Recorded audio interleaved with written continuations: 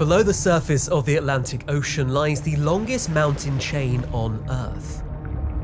It rises 3 kilometers above the sea floor, hidden almost entirely underwater. This is the Mid-Atlantic Ridge, a 65,000 kilometer long scar where the Earth is literally pulling itself apart. It is a place of perpetual darkness, crushing pressure, and extreme volcanic activity. The Mid-Atlantic Ridge was something we thought we understood. We thought it was bursting with black smokers, acidic vents, and even life fueled by the heat of magma. But in the year 2000, a team of scientists stumbled upon something that shouldn't exist. A towering, ghostly white metropolis of spires, standing like a cathedral in the dark. Spanning the area of a city block and towering up to 60 meters tall. They called it the Lost City. Conditions here are so hostile, so extreme that no life should be able to survive. And yet, it's teeming with trillions of residents. This is no mythical land or hidden Atlantis. This is a place that's revealing to us life's most brutal survival tactics. I'm James Stewart and you're watching Astrum Earth. Join me in this video as we go to the depths of the Mid-Atlantic Ridge to uncover how this city was built, the alien chemistry that fuels it, and why this place might hold the key to how life begun, not just here on Earth, but on icy moons across our solar system. As we finally bring one of the strangest ecosystems ever found on planet Earth to light. On the 4th of December 2000, an expedition funded by the US National Science Foundation was sent out to dive deeper into this spectacular underwater mountain range than anyone had ever been able to before. Led by Donna Blackman of the Scripps Institute of Oceanography, Deborah Kelly of the University of Washington, and Jeffrey Carson of Duke University, their goal was a simple one: understand the structural geology and tectonics of the mountain range. They planned to take images of the steep cliffs using a submersible, study the faults, and work out the origin of this strange oceanic mountain. But a chance discovery changed those plans. A flicker on a camera feed 700 meters down showed ghostly shapes rising out of the darkness in a place where all they were expecting to see were normal black hydrothermal vents. But what they saw wasn't black or molten, but pale, towering, and otherworldly. At first, they didn't understand what their cameras were showing. These structures had similar characteristics to hydrothermal vents, natural hot springs on the sea floor, chimney-like structures that emit dark, particle-laden fluids rich in metal sulfides, often referred to as black smokers. But those shouldn't be here. They should be on the ridge axis, where it's hot, volcanic, and violent, where new land is forming, not 15 kilometers away from the ridge on crust over 1 million years old. The weather was turning bad and they were working against the clock to get back to shore. With only enough time for one more dive in their underwater submersible, Alvin. Quickly, the team plunged into the abyss for a better look at what the camera had first glimpsed. As they descended down in the submersible, they entered a world no one had ever seen before. What awaited them was a landscape of towering spires, some rising 60 meters high, taller than a 15-story building, the tallest hydrothermal deposit known at the time. Their surfaces were pale, almost luminous like limestone ruins in a submerged world. But most mysterious of all was what was coming out of them. Instead of sulfide chimneys akin to normal hydrothermal vents, the team found steep-sided pinnacles made largely of carbonate minerals and magnesium hydroxide. Some vents even discharged fluids around 75 degrees Celsius, while flanges trap shimmering pools of 50 to 55 degrees Celsius water, a far cry from the 200 to 400 degrees you'd expect in typical hydrothermal vents. This area looked less like a volcanic furnace and more like a limestone citadel. Staggeringly, the team saw that these vents hosted abundant microbial life, but lacked the kind of giant vent fauna that had become iconic elsewhere. This was not a volcanic system, but something else entirely. They named the spooky landscape the Lost City, but that was it. Their time was up, they had to get back to shore. They had glimpsed the unthinkable and then had it clutched away from them just as quickly. Ascending rapidly to avoid the weather, this voyage left them with more questions than answers. Once they returned to shore, it would force geologists, chemists and biologists to rethink what a hydrothermal vent field could be. Everything about the Lost City broke the rules. It was in the wrong location, had the wrong chemistry, the wrong temperature, and even the wrong minerals. Hydrothermal vents were supposed to be driven by magma, but here, there was no magma chamber. And it would later transpire that area they observed on that day was just one of a cluster of more than 30 similar structures spread over an area larger than a football field. To understand the significance of this, we need to zoom out and look at how the Mid-Atlantic Ridge came to be in the first place. Now, when you think of mountain ranges, you'd be right to picture something that looks like Mount Everest, but 90% of the biggest mountain range on Earth, as we've just seen, is almost entirely underwater. The global mid-ocean ridge system snakes around the planet like the seam on a baseball, stretching roughly 65,000 kilometers. The Mid-Atlantic Ridge is one of the most famous segments of this monstrosity, a submerged backbone that runs right down the middle of the Atlantic Ocean. An ever-evolving boundary line between the North American plate and the Eurasian plates in the North Atlantic, and the South American plate from the African plate in the South Atlantic. It was first discovered in 1853 by Matthew Fontaine Maury, and confirmed as a major underwater mountain range in 1872 by the HMS Challenger expedition. Its full continuous nature was further mapped in the 1920s with sonar, and in the 1950s it was finally recognised as what we know it as today, a huge mountain range completely hidden beneath the waves. So how did a giant scar just appear in the middle of the ocean? Well, the truth behind the Mid-Atlantic Ridge is actually quite a straightforward one. It exists on a divergent boundary, where two tectonic plates are quite simply moving away from each other. As they separate, hot rock from the mantle rises, which causes the pressure to drop. Now, that drop in pressure allows some of the mantle to melt away, creating magma. That magma moves upward and cools into a brand new ocean crust. In other words, the seafloor here isn't just sort of sitting around looking pretty, it's actively being manufactured and continuously manipulated along the ridge. This happens again and again and again and again over millions of years, creating a conveyor belt of rock, fresh crusts forming at the ridge, older crusts being pushed outward on either side. In the case of the Mid-Atlantic Ridge, that's been happening at roughly 2.5 centimeters per year, which sounds pretty trivial, right? Until you realise it's been happening long enough to widen an entire ocean basin. Now, the reason we know this is happening is because the sea floor keeps a record, like a giant rocky diary of its own creation. As magma rises from the mantle, it cools quickly in seawater, and this process almost always produces basalt, and fortunately for scientists, basalt has a rather remarkable property. As it cools, tiny crystals of iron-bearing minerals inside it act like microscopic compasses. They align themselves with Earth's magnetic field at that exact moment, and then lock permanently into place. But here's where things get strange, because Earth's magnetic field doesn't stay constant. Over geological time, it flips. North becomes south, south becomes north again and again. It's a pattern that stretches back millions of years. Now, let's apply that concept to the mid-ocean ridge. As new basalt is constantly forming, each layer records the magnetic direction at that time. So as the seafloor spreads, that record is carried outward, frozen into the crust, and the result? Bands of rock with alternating magnetic orientations, like stripes, running parallel to the ridge.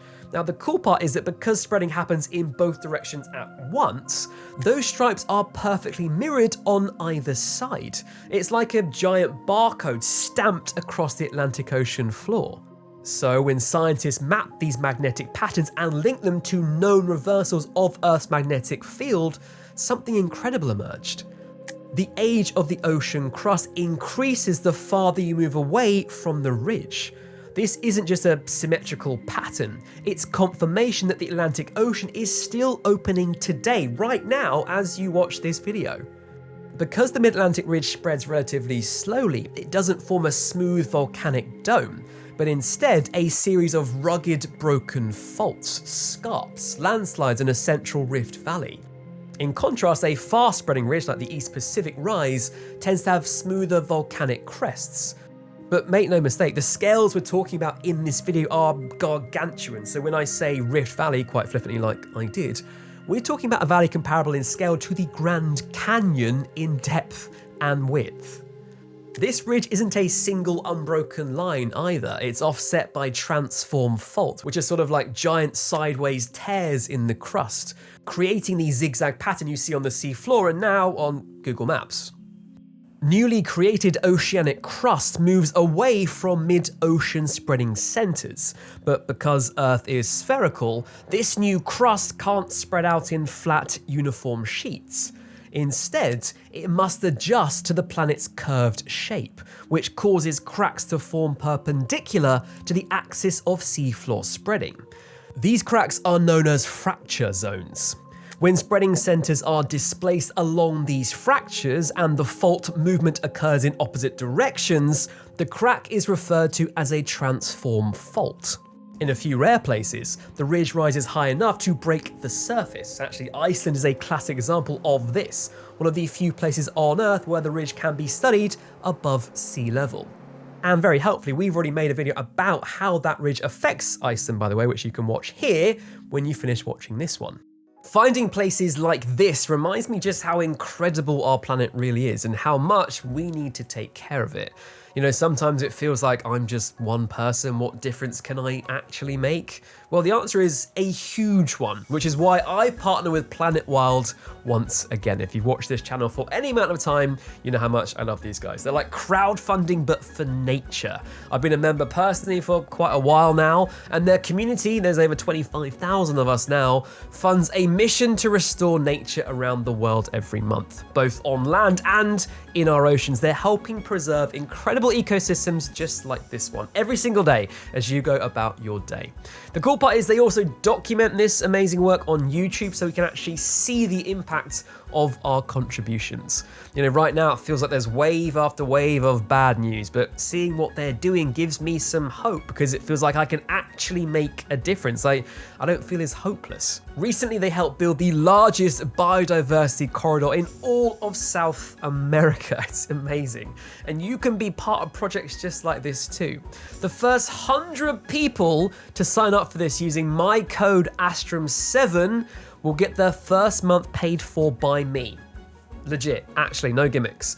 Just scan this QR code on screen or click the link in the video description. After that, you can give whatever amount feels right for you, and you can also cancel at any time. You'll see the results of your contribution in less than 30 days. And if you want to see them in action right now, check out their mission to build South America's largest biodiversity corridor with the link in the video description. But now let's head back to another awesome ecosystem and revisit the Lost City. Slow spreading ridges do something else too. They can tear themselves open along long-lived faults and expose rocks from deep in the oceanic lithosphere. This is what's happening here.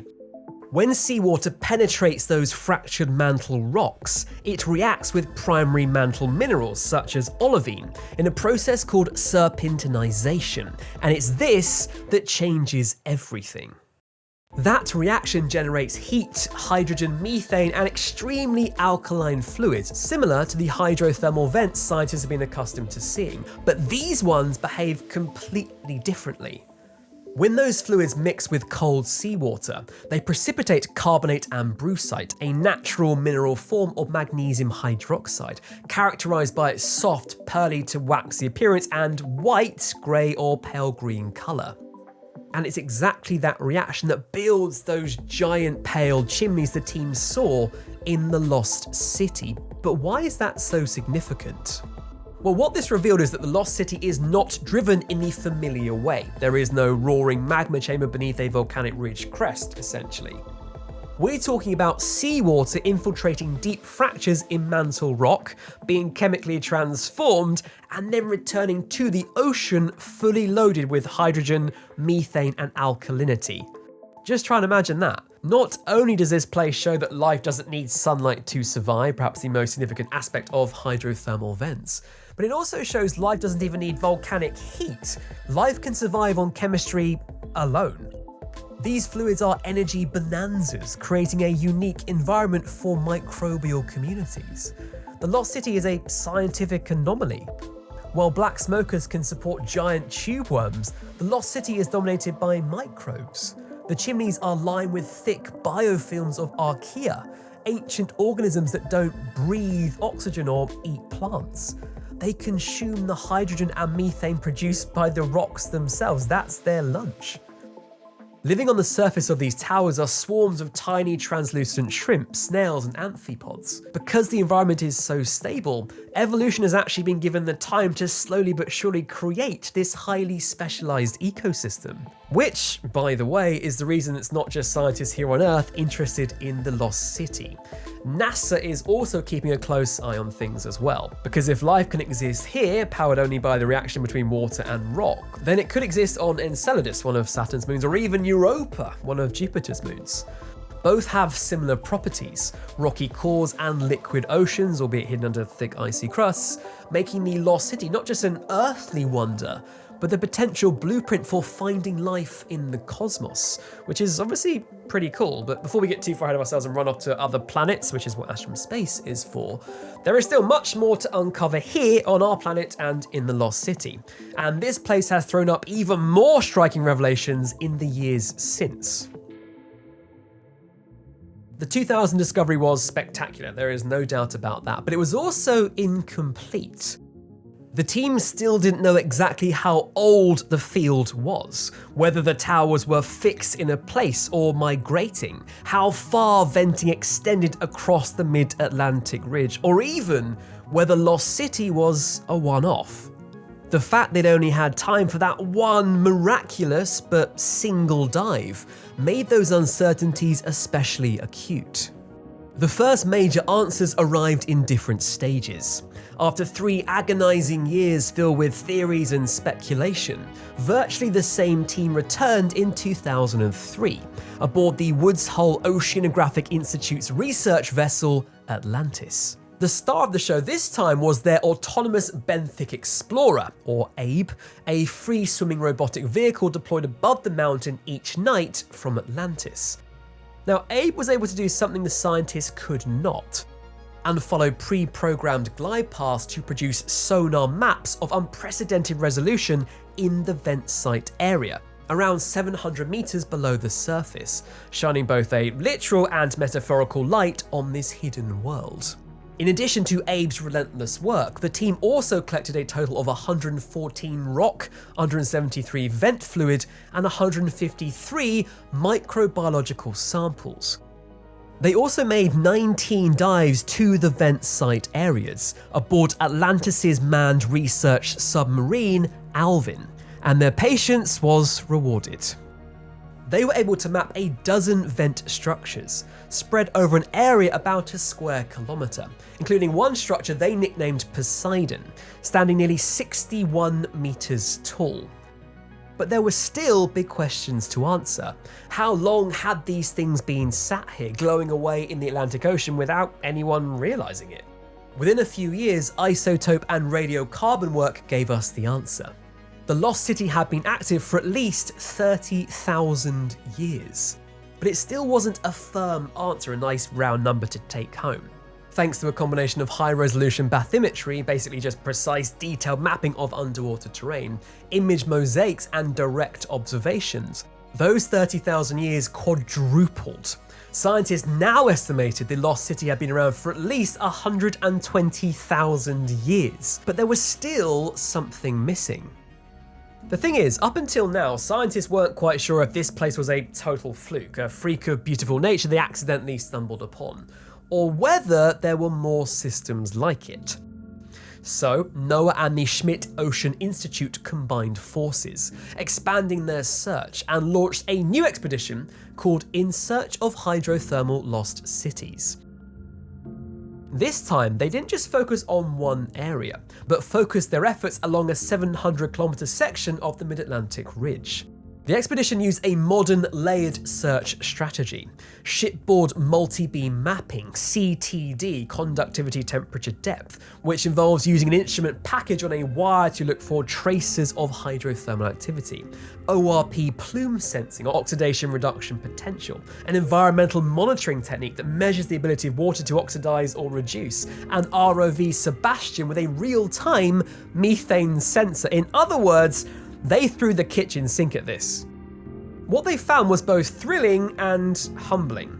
The team discovered 3 new hydrothermal vent fields, all black smoker style, and generated high-resolution maps over large areas of the sea floor.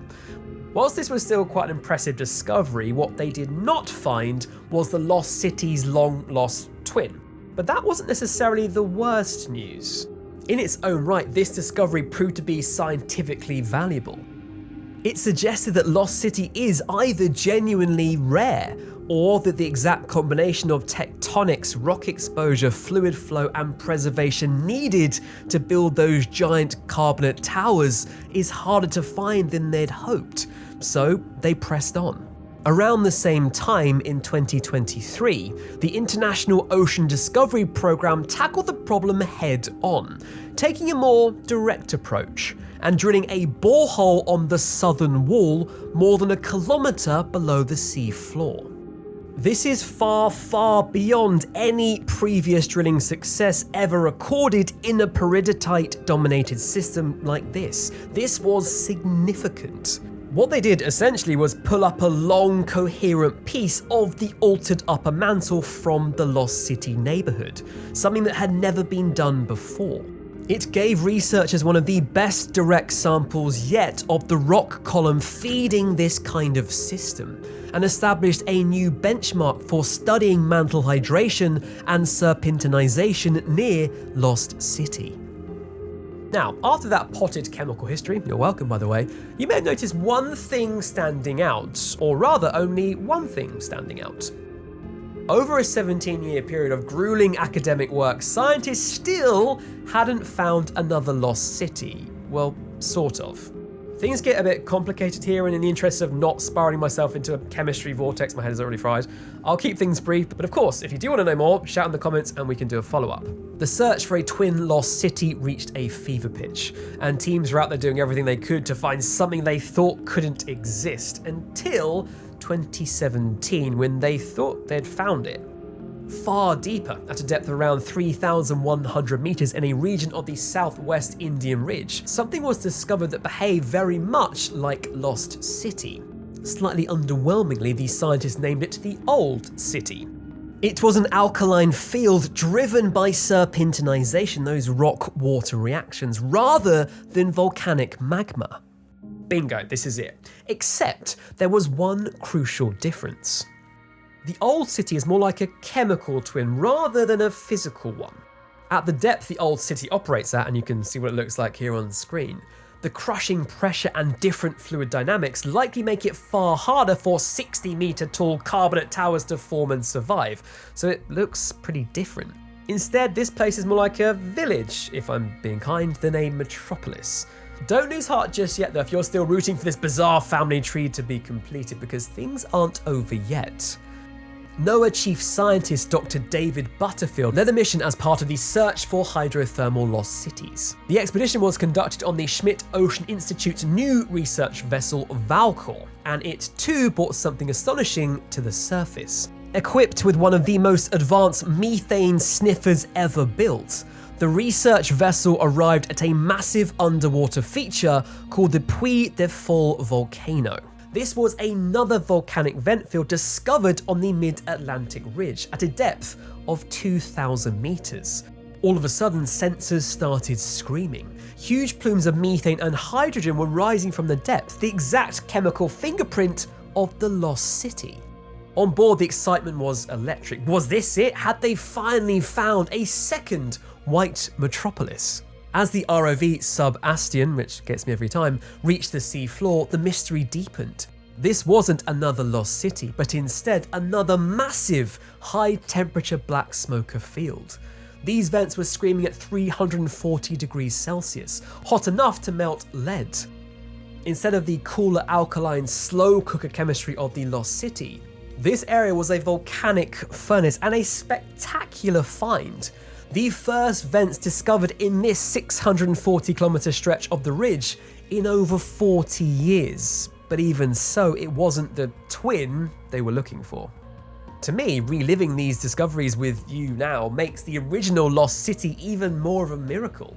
To get those white 15-story carbonate towers, you need a perfect Goldilocks kind of balance. Mantle rock, low heat, and loads of time. And that, as it turns out, is not just rare, it's unique.